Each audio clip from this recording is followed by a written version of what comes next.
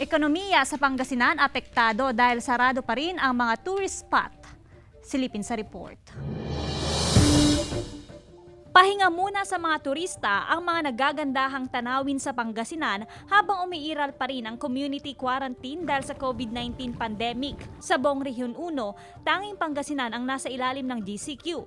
Pinapayagan na ang mga accommodation establishments sa mga nasa ilalim ng modified GCQ basta mayroon silang permit to operate mula sa Department of Tourism. Hindi pa po pwedeng mag-operate yung ating mga accommodation establishments unless they are serving OFWs, frontliners, and other essential workers. Apektado ang ekonomiya ng probinsya dahil sa mga saradong tourist destinations. Idagdag pa ang iba't ibang kapistahan na kinansela dahil sa pandemya. This is a big loss for the tourism industry, for the province of Pangasinan, all throughout the nation and the globe, di ba? Napakalaking income-generating industry ang tourism. Kahit apektado ang kita ng sektor ng turismo, kailangan pa rin umanong tumalima sa protocols ng mga may-ari at nagtatrabaho sa tourism industry.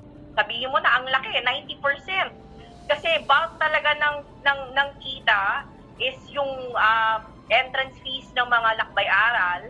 Yung pagpunta nila sa farm, kakain sila, magbabayad sila, mag-a-avail sila ng mga package tours. Balik operasyon na ang iba't ibang sektor ng ekonomiya ng bansa.